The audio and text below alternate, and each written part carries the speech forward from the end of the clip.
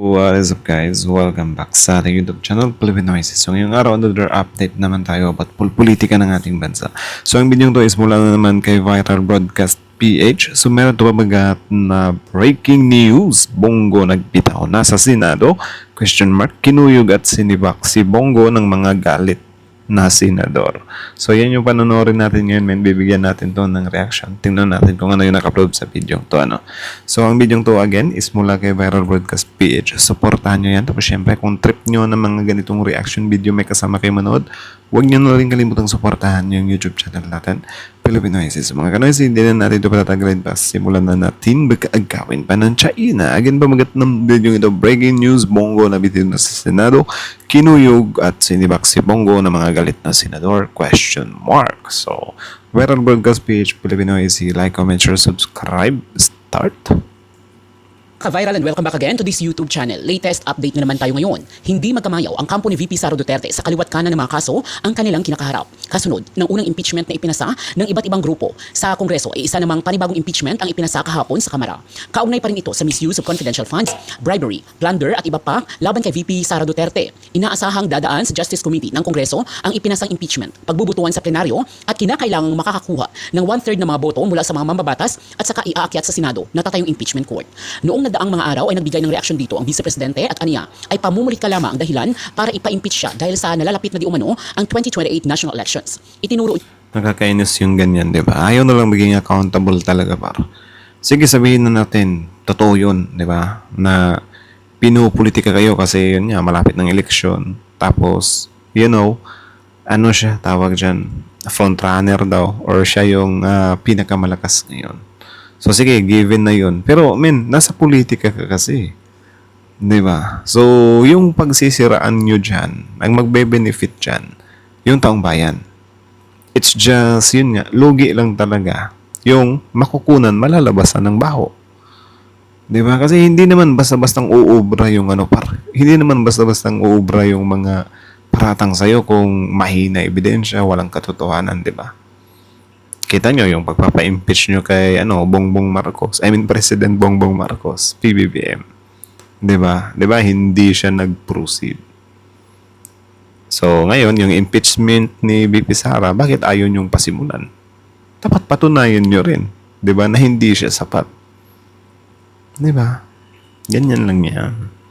niya ang akbayan. At si Senator Risa Hontiveros ang aniyay may matinding pagnanais na ma-impeach siya dahil sa ambisyon nito sa paparating na presidential elections.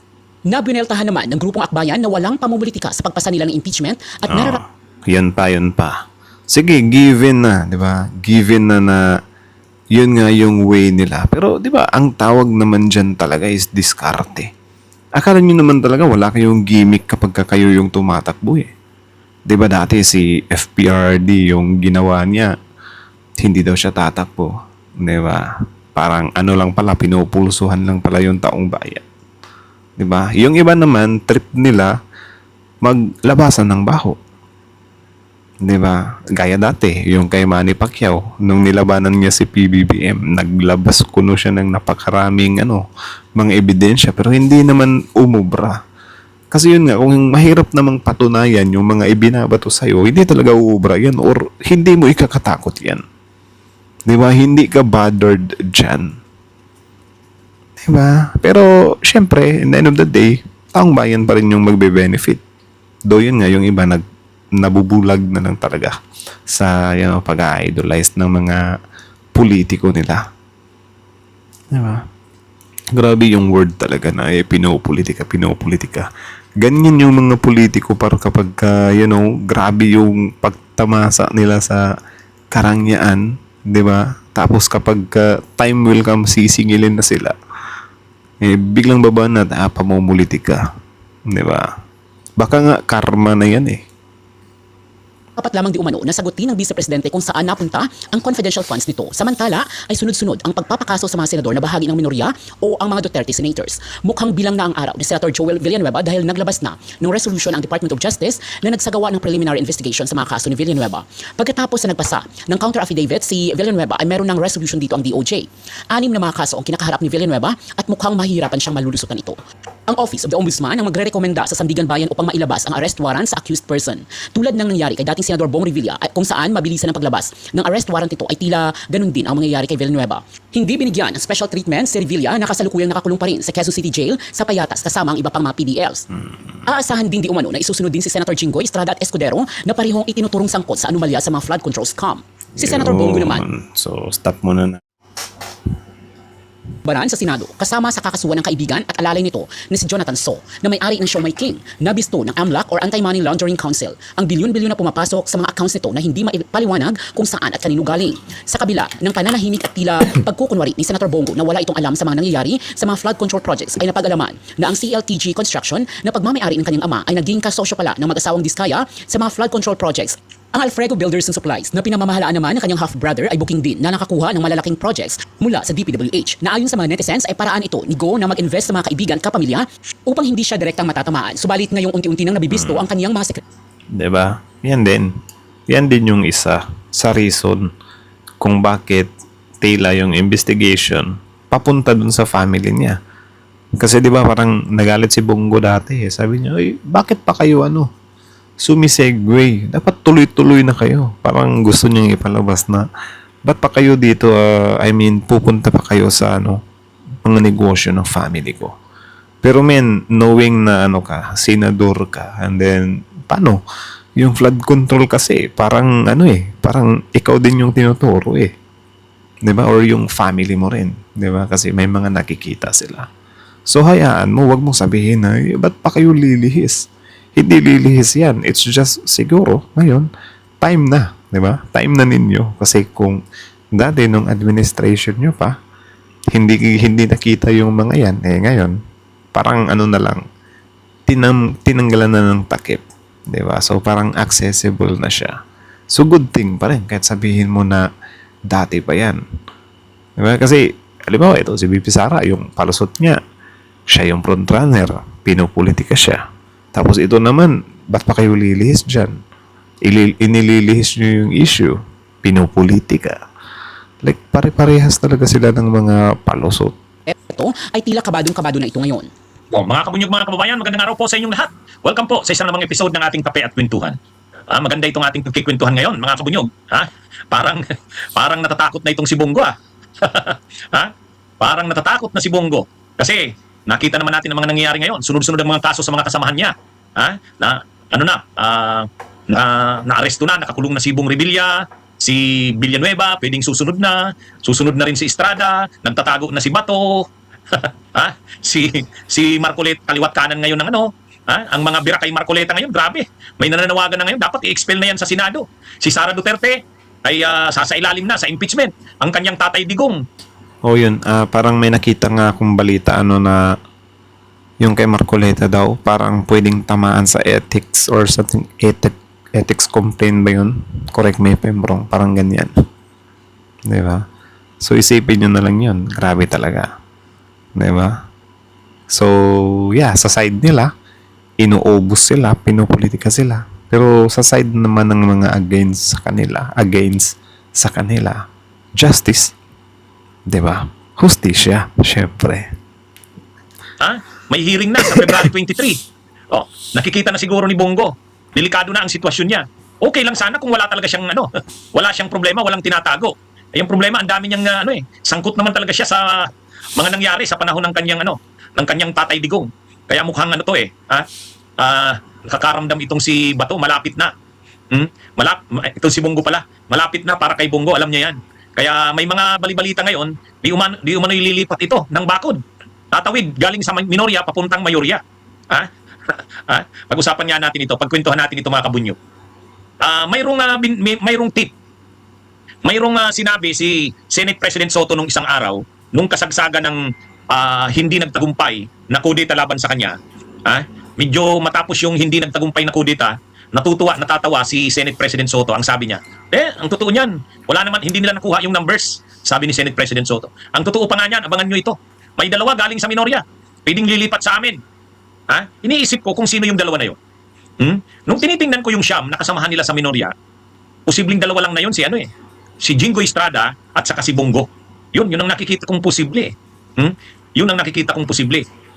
yun, kung ganyan, Bongo, mag-isip-isip na siya. Pero, for me, para sa akin, hindi pwede yung ganyan pa rin na parang, porkit nag-switch ka lang ng side, hindi ka na pwedeng panagutin, di ba?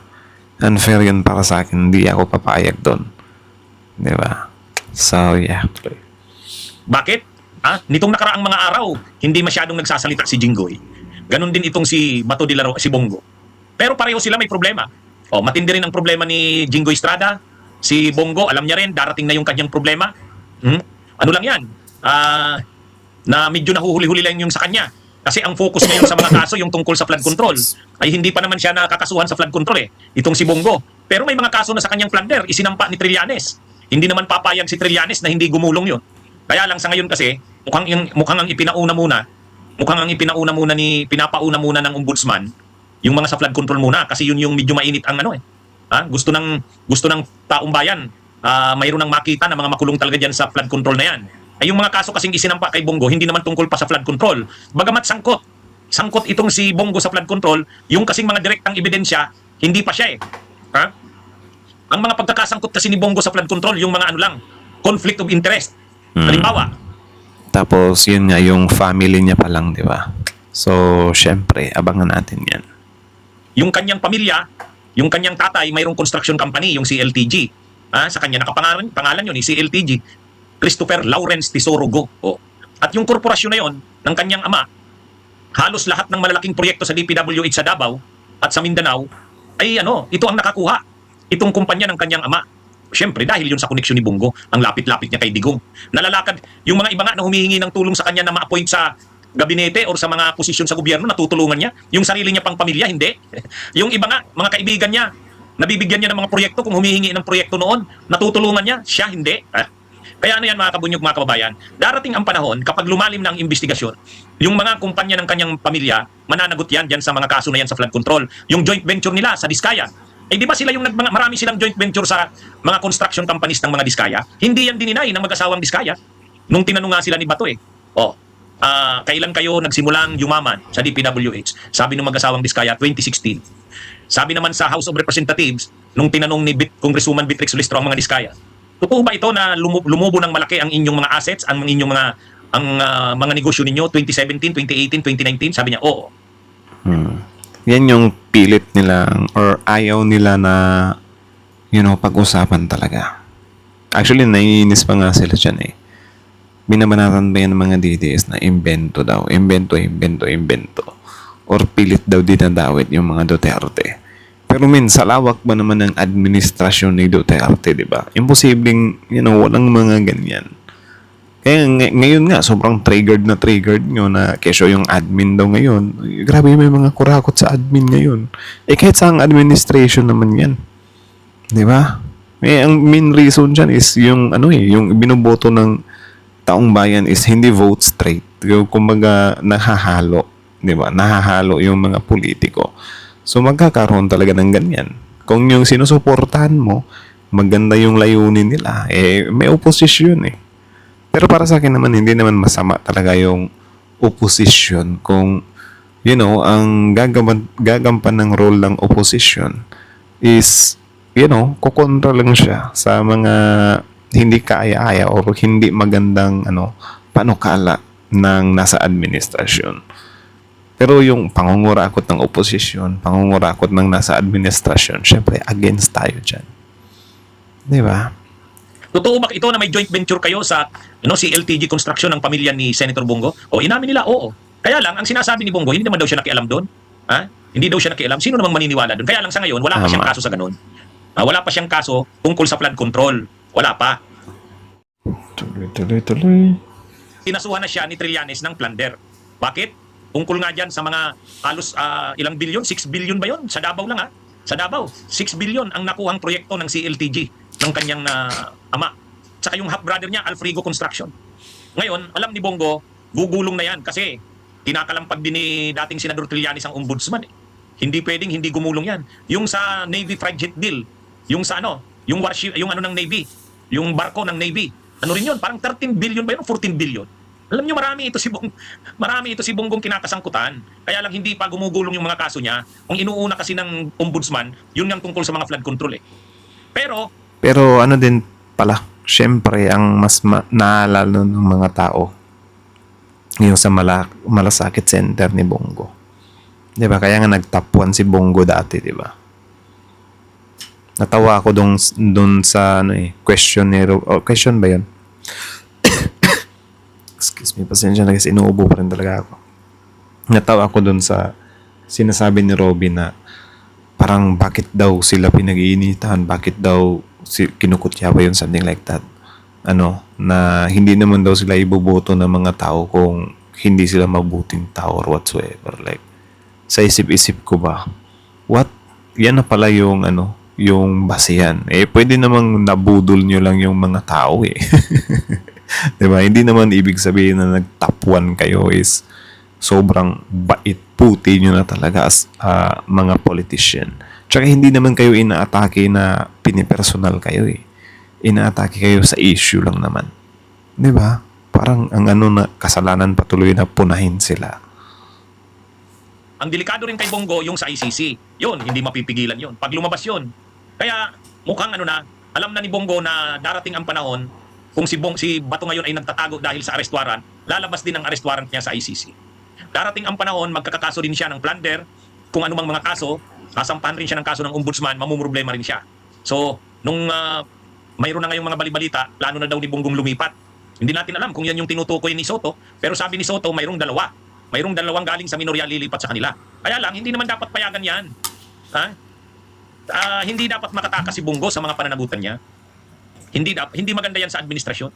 Iwi-welcome mo sa administrasyon, tapos papalibrehin mo sa mga kaso. Hindi tama yun. Hindi tama yun. Kaya ano ito mga kabunyog, mga kababayan. Pero, What if ang lilipat is ano, si Camille Villar at saka si Manang Aimee? Pero grabe na yung damage ni Aimee kasi. Di ba? Parang asal Duterte na siya eh. So, I think malabo na yun. Di ba? Hindi mo na maano yung nasunog na tulay par. Siguro yung si kay Villar, yung si Camille, pwede pang bumalimbing yun. Tatanggapin pa ng mga tao yun, pero kung si Manang Aimee, like what the heck, man. Tapos yun nga, si Bongo. Baka si Bato. Pero wala. Nakakatawa din kung si Bato. Parang left and right siyang babatikusin yan kapag ginawa niya yan eh. So, sino ba yung iba pa dyan? Hindi din naman si Robin kasi kahit sunugin mo yun, mangangamoy Duterte yun eh. Sino ba? Parang si Camille lang at saka si Villanueva, si Jinggoy, pwede din yun. Diba? I don't know. sa tingin natin, kabado na itong si Bongo ngayon. Totoo ito, natatakot na ito. Kasi nakikita niya naman eh. Seryoso na ang mga pagkaso ngayon ng ombudsman. Hindi tulad kasi nung dati, kakampi nila si Martires eh. Kakampi nila si Martires. Ay ngayon, si Boying Rimulya eh. Hindi siya papalampasin ni Boying. Hindi yan palalampasin ni Boying Rimulya. Kaya siguro may mga feelers o may mga paabot na lilipat na sa lilipat na sa administrasyon dahil nga nakakaramdam na ang susunod siya na. Si Bongo nagtatago, ay si Bato nagtatago na. Si Duterte ihihiring na sa ICC. Si Sara Duterte So kung nakakaramdam siya na baka siya yung isunod, pwede. Possible si Bongo yun. Pero men, ang weak ng nun. Kaduwagan yun. Diba? Like, what the heck, man? Die hard ka, Duterte, tapos malaman mo lang na maiipit ka na biglang babaliktad yung prinsipyo mo. Tsaka, kahit ganun man, kahit sabihin natin na tunay talaga, legit yung plano mo, pero wala man eh. Diba? Parang unfair naman yun. Diba? Sa taong bayan. Kayo ba? Payag ba kayo na malusutan ni Bongo as long as babaliktad siya? Siguro pwedeng maging whistleblower siya or siya yung maging state witness, pero I think pa rin, dapat may pananagutan pa rin siya. Diba? Dapat may kulong pa rin. Or I don't know kung ano yung deal na gagamitin ng tawag dyan, ng gobyerno dyan. Pwede. I think pwede siyang maging witness, may right hand pa naman siya. Parang mas marami pang ang nalalaman siguro si Bongo kaysa kay Bato eh. Diba? So, siguro kung maging witness, I think okay lang naman. i-impeach na. So, lahat ng kasamahan nila, lahat ng grupo nila, pinapanagot na ngayon. Pati yung mga senador na kasamahan nila, may mga kaso na, makukulong na. O alam ni Bongo, si Bongo kasi, magaling lang ito kamuflahe.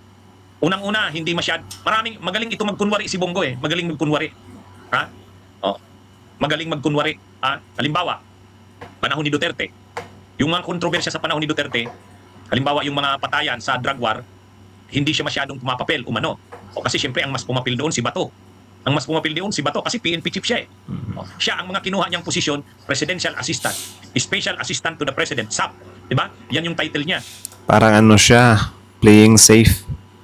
So kung dati pa lang na nagpi-playing safe siya, pwedeng si Bongo pala yung babaliktad. Pero dapat kung babaliktad siya, itodo niya na. Ilaglag niya na lahat. Diba?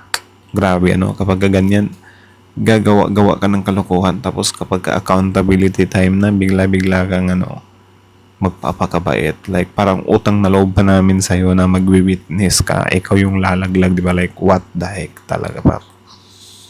Tapos ang gusto niyang imahin, utusan lang siya ng presidente, super alalay. Pero ang totoo, hindi yan, hindi simpleng gano'n na super alalay yan. Yung mga pinapagawa ng presidente sa kanya dumadaan. Pag may mga ipapapatay, sigurado siya ang nagre-relay ng order. Yan ang pagkakakwento ni Garma. Ang mga order ng presidente, kasi may binuong special na death squad si Duterte, yung grupo nila Bernardo at sa kanila Garma. Kung dati, noong panahon na mayor ng Davao si Duterte, Davao death squad. Pero nung presidente na si Duterte, mayroon siyang death squad na binuo, special na grupo, sila Garma yun. Saka sila Leonardo. Ang trabaho nun, parang death squad din, pero national. Hindi Davao lang, national. Pag may order ang presidente, kanino dumadaan? Galing kay Bongo. Sabi ni Garma, sa kanil Leonardo. Pag may paabot naman sila sa presidente, yung grupo na yon na mga pumapatay, kanino sila dumadaan? Kay Bongo. Pag magpapadala ng reward dahil nagawa nilang inutos, kanino naman? Sinong nagpapadala? Si Bongo. Sinong testigo? Sila Leonardo at saka si Garma. Paano mo ngayon sasabihin na inosente yan? Paano mo sasabihin na inosente yan? Tungkol doon sa mga... Hindi siya inosente, pero yun nga, parang I think capable din siya ng maging witness, Kayo ba guys, payag ba kayo doon na parang makikipag-deal si Bongo? Like parang i-spare natin si Bongo kapalit ng napakaraming ulo. Di ba, ng mga Dutertes? Payag ba kayo doon? Pero ewan ko kung yung nila dyan na parang babaliktad from minor to major, baka, pwede din namang yun nga, camouflage or nakikiblend in lang. Parang espiya lang, di ba? Pwede din namang ganun. Di natin alam. Korupsyon sa Farmally. Sino ang nag-implement ng mga korupsyon na yon? Si dating Executive Director Lloyd Christopher Lau ng Executive Director ng Procurement Service ng Department of Budget and Management. Abogado na taga Davao. Kaninong tao yon? Kay Bongo yon. Nang naging presidente si Duterte, dinala ni Bongo yon. Ginawa niyang staff sa Presidential Management Staff. Pagkatapos, nung tatakbo na si Bonggong senador, linagay sa PSDBM. Anong trabaho niya? Siya yung approve ng mga proyekto. Yung mga malalaking proyekto na bilyon-bilyon sa panahon ng COVID, yung overpriced laptops, saka yung Farmally. Kaninong tao si Lloyd Christopher Lau? Kay Bongo. Pero siyempre, hindi naman gagalaw yan hindi naman mangyayari lahat ng yan. Hindi alam ni Duterte. Si Duterte yon. Kaya lang, sino ang trusted ni Duterte na gumagawa niyan? Si Bongo. Kaya akala mo lang, si Bongo, inosente. Hindi inosente yan. Kahit yung controversial na pagbili ng barko ng Navy, yung deal, kaninong initial ang nabanggit doon? Binanggit yun Kaya ibinigay doon sa South Korean company yung kontrata na yon. Bakit? May initial ni Bongo. Diba? Ganun In short, pala siya? Matalinong kumag. Ganon, di ba? Or parang nerd. Yeah, I think nerd. Parang nerdo. Di ba? Na parang, kung titingnan mo, parang, I think weak tong taong to or mahina tong taong to. Pero, yung utak pala, di ba? Sanga-sanga sa, sa mga ganitong mga kalokohan. Like, what the heck? If ever totoo yung mga sinasabi nila dito. Like, Pero I think hindi na bago sa atin yan yung yung tahimik lang pero malalim pala yung diin. Di ba? Grabe talaga. Pero din naman, may ako dati na si Bongo daw is isa sa pinakamaingat na senador. Like, hindi yan nagbibigay lang ng speech na kung ano lang yung nasa isip niya. Ang sa kanya is, meron talaga siyang binabasa. Kumbaga, playing safe talaga. So, yung ganyan na parang nung time ng war on drugs, sinasabi nila na yung kay Bongo is parang yung position niya is parang nasa playing safe. Possible talaga yon. In short, aware siya. Kung if ever man na nagpi-playing safe siya, aware siya na yung ginagawa nila FPRRD is legit or, aware siya na mali yun. Di ba? Kasi hindi ka naman mag-playing safe kung sa tingin mo tama yun. Kaya nga si Bato dati. Di ba? Hindi siya nag-playing safe si Bato dati. Like, bibig niya mismo nang galing niya, tumba sa amin yan. Di ba? Tapos ngayon, tanggi na ng tanggi. Akala kasi nila, habang buhay nilang magagawa yan eh. Yung maging honest masyado. Yung tapang-tapangan na kesyo ganyan. Di ba? Nakakalimutan nila na yung administration time nila good for 6 years lang. Di ba? And then, syempre, lahat yung sasabihin nila, gagamitin yung laban sa kanila. Dito dapat to. Ang pagkakabanggit doon may initial ni Bongo. Pag may initial na ni Bongo, ibig sabihin, order na yan ng presidente. Ngayon, ang lahat ng yan ay may kaso na si Bongo na isampa na yan sa ombudsman. Hindi pa lang gumagalaw dahil natabunan nitong sa flood control. Pero makasuhan lang itong mga unang batch ng mga kaso sa flood control, gagalaw na yung mga kaso ni Bongo na yan. Alam ni Bongo yan, darating yan dyan. Ang isa pa, darating din yung warrant of arrest sa kanya sa ICC. Kaya siguro, nagtatantya si Bongo ng sitwasyon. Madudurog na ba ang Duterte? May impeach at makukonvict ba si Sara? Malabo na bang makabalik ang Duterte sa 2028? Sigurado, nagpapasiguro na yan si Bongo. Mautot yan, tuso yan si Bongo kung titingnan nyo. Habang mainit ang mga Duterte, habang mainit, anong ginagawa ni Bongo? Hindi masyadong nagsasalita. Anong sabi niya? Abala ako sa pagserbisyo kasi ang bisyo ko magserbisyo. Kahit dito sa mga maiinit na issue sa Senado, itong pagpapalit ng liderato, hindi mo makitang masyado ang Urur. Di ba? Urur. Busy. Baka naghahanda lang, di ba? Naghahanda ng mga, pang-apila, panlaban. Kasi syempre, parang malaki yung ibinibigay sa kanyang mga issue di ba? Yung tao naman, tiwala agad. ang ni Bongo. Mga kabunyog, mga kababayan. Tungkol sa issue ng China, Yung mga DTS pala. hindi siya masyadong pumuposisyon, nagarapal, tulad ni Marcoleta at ni Padilla. Hindi. This information, yung mga reforms, well, to the new system. Yeah, to the extent. So, yun lang naman mga kanoises. So, yun ang masasabi nyo dito. Comment down below. Tapos yun, pag-usapan natin yan sa comment section. So, again, ang video is mula kay Viral Broadcast page. Supportahan nyo yan. Also, Attorney Enzo, support nyo rin. Tapos, syempre, bago nyo iwan yung YouTube channel natin, Filipino IC, like, comment, share, subscribe. So, yun. Yun yung mga bagay-bagay kay Bongo. So, yun nga. Dati, sobrang strong nila, malakas yung lineup nila. Marami silang senador, may vice president pa sila. Pero, kita nyo naman para kapag yung karma na talaga yung kikilos. Di ba? Hindi mo talaga maiiwasan So, kita nyo, after ng si Bongo naman ngayon. Di ba? Ang kaiba lang kasi talaga dito kay Bongo hindi naman kasi kahit playing safe naman siya, nadadali pa rin naman siya Kasi, sabihin mo, si Bongo umaapaw yung katalinuhan sa mga ganitong bagay. Nagkaroon ng katapat, matalinong kritiko, Trillanes. Di ba? Kaya nga gigil na gigil yan kay Trillanes Kasi yun nga, nung isniwalat yung about sa company, biglang banat na lang, ba't pa kayo liko ng liko? Ba't liko pa rin kayo ng liko? I mean, pupunta pa kayo dito sa family ko. Tuloy-tuloy na. Like yun? Di ba? Porket hindi napansin yan nung administrasyon nyo. Porket hindi napansin ng administrasyon ngayon. Di ba? Like, kati talaga nalalamunan ko. Like 3 years. Di ba? 3 years ng na hindi napansin ng Pangulo yan is hindi na pwedeng balikan, hindi na pwedeng ungkatin yan. Diba? Kung hindi naman sana kayo masyadong agresibo yung grupo nyo, hindi naman nahantong sa ganyan siguro. Hindi ko sinasabing ito tolerate Parang lang yan ba? Parang yung sa may mga traffic enforcer. Diba?